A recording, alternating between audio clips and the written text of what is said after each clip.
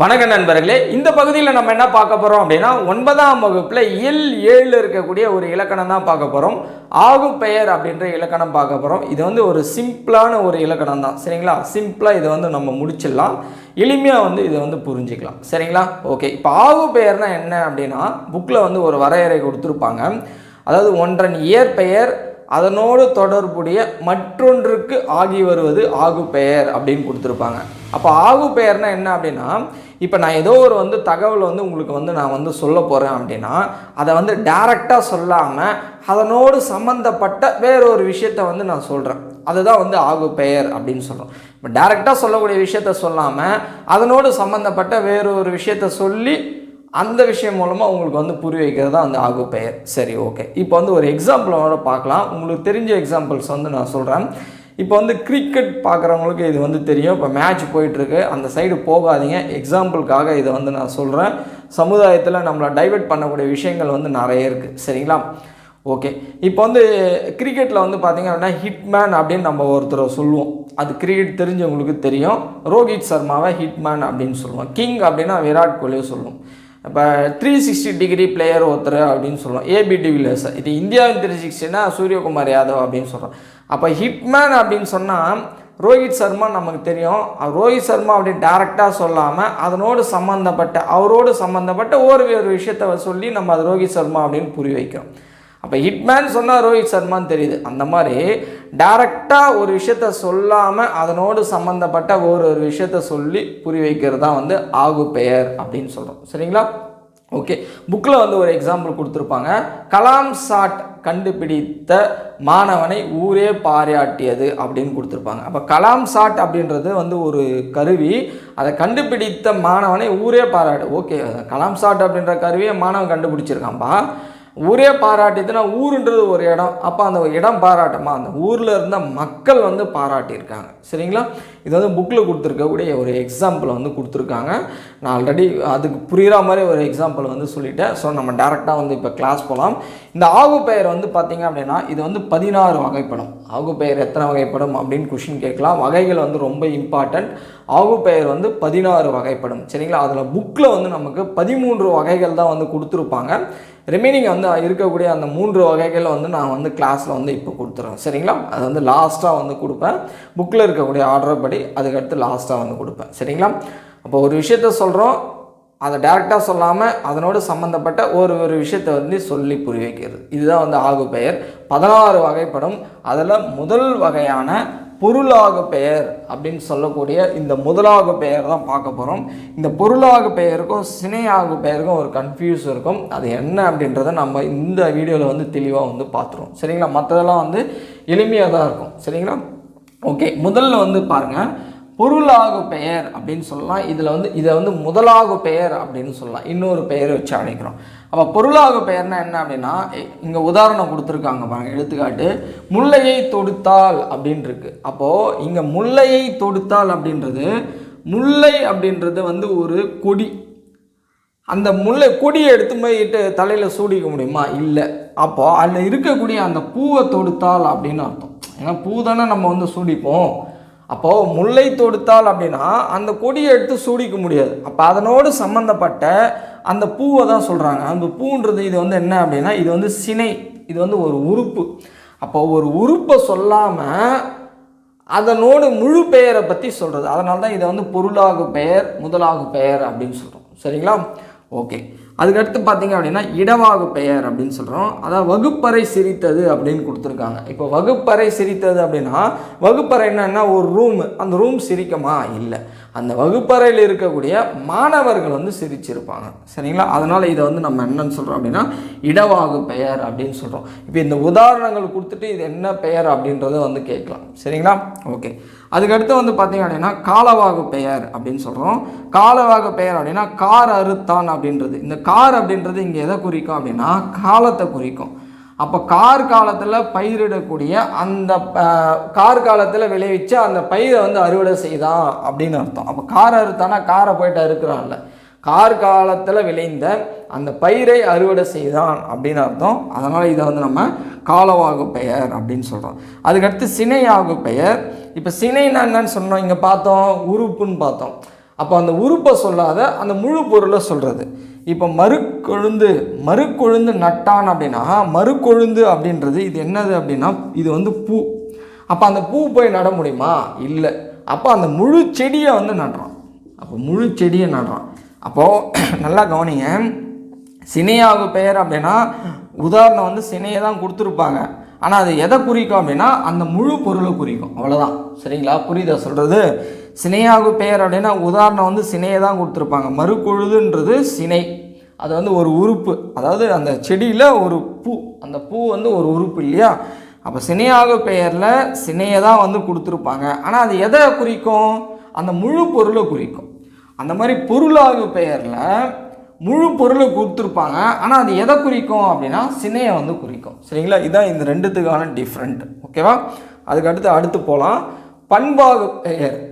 பண்பாகு பெயர் அப்படின்னா மஞ்சள் பூசினால் அப்படின்னு கொடுத்துருக்காங்க. இதில் மஞ்சள் பூசினால், மஞ்சள் அப்படின்றது வந்து ஒரு நிறத்தை குறிக்கும். அதனால தான் இதை வந்து நம்ம பண்பு அப்படின்னு சொல்கிறோம்.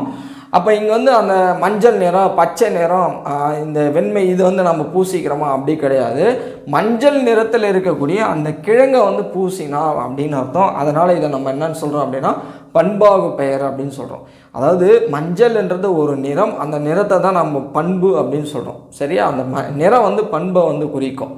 அப்போ அந்த மஞ்சள் நிறத்தை குறிக்காமல் அந்த கிழங்கை வந்து பூசியிருக்காங்க அப்படின்னு சொல்கிறோம். அதனால் இதை வந்து பண்பாகு பெயர் அப்படின்னு சொல்கிறோம். அதுக்கு அடுத்து வந்து பார்த்திங்க அப்படின்னா தொழிலாகு பெயர். எடுத்துக்காட்டு என்ன கொடுத்துருக்காங்க பாருங்கள். வற்றல் தின்றான் அப்படின்னு இருக்கு. இங்கே வற்றல் அப்படின்றது தொழிற்பெயர். அப்போ அந்த தொழிற்பெயரை தின்றான் அப்படின்னு அர்த்தமா? இல்லை. அந்த தொழிற்பெயரால் விளைந்த அந்த உணவுப் பொருளை தின்றான் அப்படின்னு அர்த்தம் இது. அதனால் இதை வந்து நம்ம என்னன்னு சொல்கிறோம் அப்படின்னா தொழிலாகு பெயர் அப்படின்னு சொல்கிறோம். அதுக்கு அடுத்து வந்து பார்த்திங்க அப்படின்னா கருவியாகு பெயர். எடுத்துக்காட்டு என்ன கொடுத்துருக்காங்க பாருங்கள். வானொலி கேட்டு மகிழ்ந்தனர். வானொலி கேட்டு மகிழ்ந்தனர். இல்லை நம்ம இப்படியே கூட எடுத்துக்கலாம். இப்போ டிவி பார்த்து மகிழ்ந்தனர் அப்படின்னு எடுத்துக்கலாம். டிவி பார்த்து மகிழ்ந்தனா டிவியை வெறும் எம்டியான அந்த டிவியை வந்து ஆன் பண்ணாமல் பார்த்து மகிழ்ச்சி அடையுமா? இல்லை. டிவி போட்டு அதில் இருக்கக்கூடிய அந்த நிகழ்ச்சியை வந்து பார்த்து நம்ம என்ன பண்ணலாம்? மகிழ்ந்திருப்போம். அதை தான் இங்கே சொல்கிறது. அப்போ கருவியாகு பெயர் அப்படின்னா அந்த கருவியை சொல்ல, அதில் நிகழ்ந்திருக்கக்கூடிய அந்த நிகழ்வை வந்து சொல்கிறோம். அப்போ வானொலி கேட்டு மகிழ்ந்தால் வானொலியை பார்த்தோ இல்லை வானொலியை கேட்டோ இல்லை டிவி பார்த்தோ நம்ம மகிழல, அதனால் விளைந்ததை, அப்போ அந்த நிகழ்ச்சியை நம்ம பார்த்து வந்து மகிழ்ந்திருக்கும். சரிங்களா? அப்போ இது வந்து கருவியாகு பெயர். காரியவாகு பெயர் அப்படின்னா இப்போ பைங்குழ் வளர்ந்தது அப்படின்னு கொடுத்துருக்காங்க. இப்போ பைங்குழ், இந்த கூழ் அப்படின்னா நமக்கு என்ன தெரியும் அப்படின்னா அந்த உணவுப் பொருள். அப்போ அந்த கூழ் வளர்ந்தது அர்த்தமாங்க. அப்போ கூழ் வளர்ந்தது அர்த்தமா? அது உணவுப் பொருள், அது எப்படி வளரும்? பைங்குழ் அப்படின்னா பசுமையான பயிர் அப்படின்னு அர்த்தம். இப்போ இளமையான பயிர் அப்படின்னு அர்த்தம். அந்த பயிர் தான் வளர்ந்துருக்கு. அப்போ அந்த பயிர் தான் வந்து வளர்ந்துருக்கு. அப்போ வந்து அந்த செயல் வந்து அங்கே நிகழ்ந்திருக்கு. சரிங்களா? அப்போ கூழ் வளரல பசும் பயிர் வந்து வளர்ந்துருக்கு. அதை தான் வந்து நம்ம என்னன்னு சொல்கிறோம் அப்படின்னா காரியம் நடந்திருக்காங்க, செயல் நடந்திருக்கு. ஒரு பயிர் வந்து வளர்ந்துருக்கு, அப்போ ஒரு செயல் நடந்திருக்கு, அதான் காரியம் அப்படின்னு சொல்லுவோம் இல்லையா, அந்த செயலை. அதனால் இதை நம்ம என்னன்னு சொல்கிறோம் அப்படின்னா காரியவாகு பெயர் அப்படின்னு சொல்கிறோம். அதுக்கு அடுத்து இன்னொரு 8 இருக்குது. 16 வகையில் 8 பார்த்துருக்கோம். அடுத்து வந்து நம்ம இன்னொரு 8 வகை பார்க்கலாம். அடுத்து இருக்கக்கூடிய வகைகள் பார்க்கலாம். ஆகு பெயர் வந்து 16 வகைப்படும். அதில் 8 வகைகள் பார்த்துட்டோம். இப்போ ரிமைனிங் இருக்கக்கூடிய அந்த 8 வகைகள் வந்து பார்க்க போகிறோம். இதில் 13 வகைகள் வரையும் தான் புத்தகத்தில் கொடுத்துருப்பாங்க. மீதி 3 வகைகள் நம்ம கடைசியில் வந்து பார்க்க போகிறோம். சரிங்களா? ஓகே. 9வது வகை பாருங்கள், கருத்தாவாகு பெயர். சரிங்களா? எடுத்துக்காட்டு என்ன கொடுத்துருக்காங்க பாருங்கள். அண்ணாவை படித்திருக்கிறேன் அப்படின்னு கொடுத்துருக்காங்க. அப்போது கருத்தா, இதில் வந்து நம்ம கருத்து தான் வந்து தேவை. அப்போ கருத்தாவாக பெயரில் அண்ணாவை படித்திருக்கிறேன் அப்படின்னா அண்ணாவை நம்ம படிச்சிருக்கோம்ல, அண்ணா எழுதிய அந்த நூல்கள், அப்போ அந்த நூல்களில் இருக்கக்கூடிய அந்த கருத்துக்களை வந்து நான் படிச்சிருக்கேன் அப்படின்னு அர்த்தம். சரிங்களா? அப்போ அண்ணாவை படித்திருக்கிறேன் அப்படின்னா அண்ணா சொன்ன கருத்துக்களை படிச்சிருக்கிறேன் அப்படின்னு அர்த்தம். அதனால் இதை நம்ம என்னன்னு சொல்கிறோம் அப்படின்னா கருத்தாவாகு பெயர் அப்படின்னு சொல்கிறோம். அதுக்கடுத்து அளவை பெயர்கள் வந்து கேட்பாங்க, நல்லா பார்த்துங்க. அளவை பெயர்கள் எத்தனை அப்படின்னா அளவை பெயர்கள் வந்து 4 வரும். சரிங்களா? அதுதான் எண்ணல் அளவை பெயர், எடுத்தல் அளவை பெயர், முகத்தல் அளவை பெயர், நீட்டல் அளவை பெயர். ஆகு பெயர் 16. அதில் அளவை பெயர் மட்டும் கேட்டாங்க அப்படின்னா 4 வகைப்படும். சரிங்களா? ஓகே. இப்போ 10வது பாருங்கள், எண்ணல் அளவை பெயர். என்னென்ன கவுண்டிங், நம்பரை கவுண்ட் பண்ணும், 1 2 3 4, சரிங்களா? அப்போ நம்பரை வந்து நம்ம சொல்கிறது. எடுத்துக்காட்டு பாருங்கள், 1 பெற்றால் ஒளிமயம் அப்படின்னு. அப்போ 1 பெற்றால் 1 வாங்கினா ஒளிமயம் அப்படின்னு அர்த்தமாங்க, 2 வாங்கினா ஒளிமயம் அப்படி இல்லை. அப்போ ஒரு குழந்தையை பெற்றால் நல்லது அப்படின்றத இங்கே சொல்லியிருக்காங்க. அப்போ 1 அப்படின்றது இங்கே எதை குறிக்கும் அப்படின்னா அந்த குழந்தையை வந்து குறிக்கும், சரிங்களா? அதனால் இதை வந்து எண்ணல் அளவை பெயர் அப்படின்னு சொல்கிறோம். அதுக்கடுத்து எடுத்தல் அளவு பெயர் அப்படின்னா இது வந்து அளவை வந்து குறிக்கும். இப்போ உதாரணம் பாருங்கள் அப்படின்னா, ஒரு கடைக்கு போகிறோம், அரிசி இருக்கான்னு கேட்குறோம், ஓகேப்பா 2 கிலோ கொடு அப்படின்னா என்ன அர்த்தம்? அந்த 2 கிலோ அளவுள்ள அரிசியை வந்து கொடுங்க அப்படின்னு அர்த்தம், சரிங்களா? ஓகே, இப்போ கடைக்கு போகிறோம், இப்போலாம் வந்து அந்த 25 கிலோ அரிசி இருக்குது இல்லையா, 25 கிலோ ஒரு சிப்பம் கொடுப்பா அப்படின்னு கேட்குறாங்க. அப்போ 25 கிலோ ஒரு சிப்பம் அப்படின்னா என்ன? அந்த 25 கிலோ அளவு இருக்கக்கூடிய அந்த அரிசி கொடுப்பா அப்படின்னு அர்த்தம். அப்போ அதனால தான் இதை நம்ம என்னன்னு சொல்கிறோம் அப்படின்னா எடுத்தல் அளவை பெயர் அப்படின்னு சொல்கிறோம், சரிங்களா? ஓகே, அடுத்து நம்ம முகத்தல் அளவை ஆகு பெயர் பார்க்க போகிறோம். உதாரணம் என்ன கொடுத்துருக்காங்க பாருங்கள், 5 லிட்டர் வாங்கு அப்படின்னு கொடுத்துருப்பாங்க. இது வந்து திரவத்தை குறிக்கும், சரிங்களா? இது வந்து திடத்தை குறிக்கும், இது வந்து திரவத்தை குறிக்கும். இது வந்து சாலிடு, இது வந்து லிக்விடை குறிக்கும். இப்போ 5 லிட்டர் வாங்க அப்படின்னா அந்த 5 லிட்டர் என்ன? இப்போ சப்போஸ் ஆயில் கேட்குறாங்க அப்படின்னா 5 லிட்டர் அது வந்து முகந்து தான் வந்து கொடுப்பாங்க. இப்போ பாக்கெட்லேயே வந்துடுச்சு, அப்போ வந்து முகந்து கொடுங்க. அப்போ முகத்தல் அளவை குறிக்கிறது என்ன அப்படின்னா முகத்தல் அளவை ஆகு பெயர். அப்போ 5 லிட்டர் வாங்க அப்படின்னா 5 லிட்டர் அளவு உள்ள அந்த லிக்விடான பொருளை வந்து நமக்கு கொடுக்குறாங்க, சரிங்களா? இது வந்து முகத்தல் அளவை ஆகு பெயர். அதுக்கடுத்து நீட்டல் அளவை. நீட்டல் அளவை அப்படின்னா இந்த அளவில் குறிக்கிறது, மீட்டரு சென்டிமீட்டரு, ஓகேங்களா? அந்த மாதிரி குறிக்கிறது. உதாரணம் பாருங்கள், 5 மீட்டர் வெட்டினான். இப்போ வந்து ஒரு டெக்ஸ்டைல் போகிறோம், ஜவுளி கடைக்கு போகிறோம், டெக்ஸ்டைல் போகிறப்ப இப்போ ஷர்ட் எடுக்கிறோன்னு வச்சுங்களேன், எங்களுக்கு இத்தனை மீட்டர் கொடுங்க அப்படின்னு கேட்குறோம். இத்தனை மீட்டர் கொடுப்பா, இல்லை ஒரு 100 மீட்டர் கொடுப்பா, ஒரு 70 மீட்டர் கொடுப்பா அப்படின்னா 70 மீட்டர் அளவில் அந்த டேப்பு கொடுப்பாங்களா? என்ன இல்லை, 70 மீட்டர் அளவில் அந்த ஷர்ட்டை வந்து கட் பண்ணி வந்து கொடுப்பாங்க. அப்போ 5 மீட்டர் வெட்டினான் அப்படின்னா என்ன அர்த்தம்? அந்த 5 மீட்டர் அளவுள்ள அந்த பொருளை வந்து அவன் கட் பண்ணி கொடுத்துருக்கான், சரிங்களா? இதான் நீட்டல் அளவை ஆகு பெயர். அது இதுவரையும் தான் வந்து புத்தகத்தில் கொடுத்துருப்பாங்க. இந்த 3 வந்து பாருங்கள்.